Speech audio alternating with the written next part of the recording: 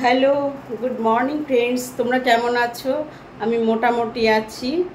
তো welcome to YouTube my channel Chandana blog. তো আজকে এখন থেকে আমি ব্লগটা শুরু করছি। তো এখন তোমার টাইম হয়ে গেছে পুরো 11:30 বাজে। সকালে জলখাবার, গোপালকে পুজো দেওয়া, তারপরে ঘর পরিষ্কার, সব কাজ কমপ্লিট। এভরিথিং কাজ কমপ্লিট হয়ে গেছে। বউ কাজ করে চলে গেছে। তো তোমরা ভাবছো আমি ড্রেস পরে কোথায় যাচ্ছি। তো দেখতে থাকো বন্ধুরা, আমি ড্রেস পরে কোথায় যাব। এখন বাজছে 11:30। তো এক জায়গায় নিমন্ত্রণ আছে, বার্থডে। হ্যাঁ, তো সেখানেই যাব। তো চলো, যদি পারি তো সেখানকার ইয়েটাও তোমাদের সাথে, বার্থডে সেলিব্রেটটাও তোমাদের সাথে আমি শেয়ার করব। দেখতে থাকো বন্ধুরা। তো আমরা চলে গেলাম, ওখানে গিয়ে দেখলাম যে খাটে কেক রাখাই রয়েছে। এরপরে কেক কাটবে বলে সব রেডি। তারপরে ছেলে বলছে, মা বলছে চকলেটটা কোথায় রেখেছিস? ছেলে বলছে যে ফ্রিজে আছে। এইসবই ওদের মধ্যে কথাবার্তা চলছে। আমার ছেলেও খাটে গিয়ে বসে পড়লো। তারপরে দেখো ওর মা ছেলেকে ফটো তুলছে।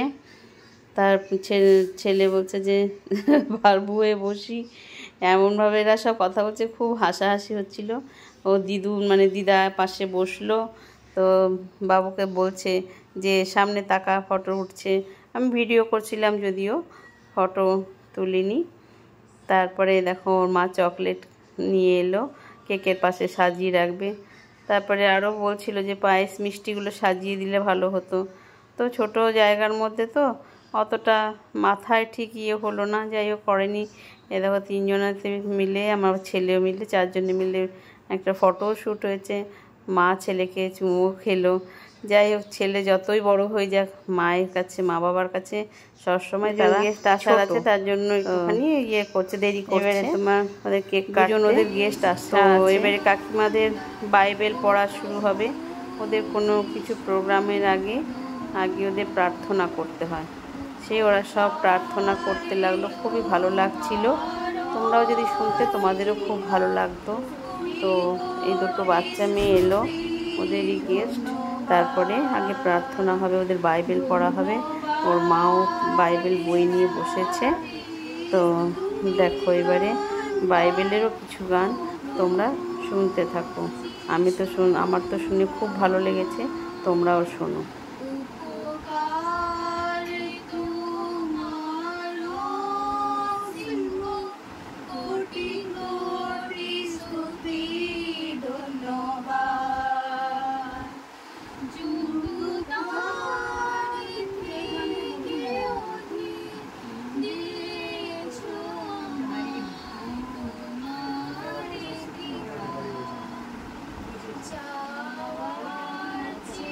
রচনা বিবৃত করিব। আমার জিহ্বা দ্রুত লেখকের লেখনী স্বরূপ। তুমি মনুষ্য সন্তানগণ অপেক্ষা পরম সুন্দর, তোমার ওষ্ঠাধরে অনুগ্রহ সেচিত হয়। এই নিমিত্ত ঈশ্বর চিরকালের জন্য তোমাকে আশীর্বাদ করিয়াছেন। হে বীর, তোমার খড়গ কটিদেশে বন্ধন করো, তোমার প্রভা ও প্রতাপ গ্রহণ করো, আর স্বীয় প্রতাপের কৃতকার্য হও। বাহনে চড়িয়া যাও, সত্যের ও ধার্মিকতাযুক্ত নম্রতার পক্ষে, তাহাতে তোমার দক্ষিণ হস্ত তোমাকে ভয়ে ভয়ে কার্য শিখাইবে। নানা রকম পরিস্থিতির মধ্যে সে পার হয়ে এসেছে, আর প্রভু তাকে সব বিষয়ে রক্ষা করেছে। আমাদের মধ্যে অনেক চিন্তা আসে, ভাবনা আসে, কিন্তু আমাদের বাইবেল কি বলছে? তোমার সমস্ত চিন্তার ভার তুমি প্রভুর উপরে দাও। কিন্তু আমরা মানুষ অনেক সময় কি করছি, আমরা সমস্ত চিন্তা আমরা নিজেরাই নিয়ে নিচ্ছি, আর তখন আমরা মুশকিলে পড়ে যাচ্ছি। তাই প্রভু বলছেন তোমার সমস্ত ভার, সমস্ত চিন্তা তুমি আমাদের করে দাও। আর বাবুকে সত্যি প্রভু নানা রকম দিক থেকে সুন্দরভাবে এতগুলো বছর পার করে এনেছে। অনেক বিপদ ছোট ছোট হয়েছে, অনেক কিছু, কিন্তু মারাত্মক কিছু প্রভু হতে দেয় নাই। প্রভু দুহাত করে তাকে রক্ষা করেছে, সেজন্য আমরা প্রভুকে ধন্যবাদ দিই।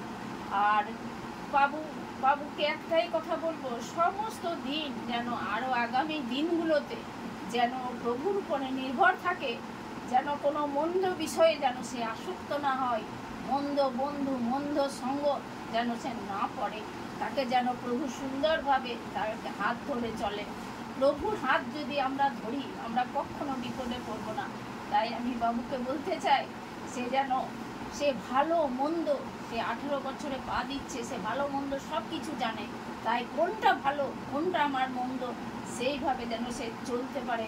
কেননা তার মা চিরদিন থাকবে না, আমি চিরদিন থাকবো না, আর সে তাকে একাই জীবনযাপন করতে হবে। তাই সে যেন খুব ভালোভাবে চলে, ভালোভাবে থাকে, আর সুন্দরভাবে তার পড়াশোনা, তার যা কিছু রয়েছে, কলেজ, এখন কলেজে ভর্তি হবে, পড়াশোনা সব নিয়ে যেন সে সুন্দরভাবে এগিয়ে চলতে পারে পরবর্তী জীবনে। আর সেই সঙ্গে থাকবে তার যিশু, কেননা আমরা কেউ থাকবো না, কারো মা বাবা কেউ থাকে না চিরদিন। তাই সেই যিশুকে যদি সে এখন থেকে সঙ্গে রাখে তবে তার কোনো বিপদ হবে না, এইটা আমি একদম গ্যারেন্টি দিয়ে বলতে পারি।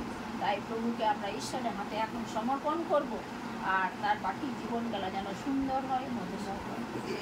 ঈশ্বরকে ধন্যবাদ। তুমি আমাকে শক্তি দিয়েছো, বিভিন্ন পরিস্থিতির মধ্যে তুমি আমাকে সাহায্য করেছো প্রভু, যিনি সন্তানকে বড় করে তুলতে পারি প্রভু। আর প্রভু তুমি তাকে বিভিন্ন পরিস্থিতির মধ্যে দিয়ে নিয়ে আসতে সাহায্য করেছো, তার সহায় সাবর্তী হয়েছো, তার পড়ালেখার সমস্ত কিছু তুমি সঠিকভাবে পর্যবেক্ষণ করেছো, তাই জন্য তুমি ধন্যবাদ দিই। হ্যাঁ প্রভু, আমরা যেন কারো শরণাগত না হয়, আমরা যেন তোমার শরণাগত হয়, তোমাকে বিশ্বাস রাখি প্রভু। আমাদের সাহায্যের হাত আর সমস্ত কিছু প্রভু সে স্বর্গে দুয়ার করে তুমি আমাদেরকে দেবে বিশ্বাস করি প্রভু। আমাদের অন্তঃকরণ যেন আমরা শিশুর মতো করি, আর আমরা তোমার চন্দ্রের ওর মাও প্রে করছিল। তো আজকের মেনু ছিল পোলাও, মটর পনির, পায়েস, চাটনি, মাংস, মিষ্টি, এসবই ছিল। তো বন্ধুরা, আমার আজকের ব্লগটা যদি তোমাদের ভালো লেগে থাকে লাইক শেয়ার কমেন্ট সাবস্ক্রাইব অবশ্যই করো। আর বাড়ালাম না, তোমরা ভালো থেকো বন্ধুরা।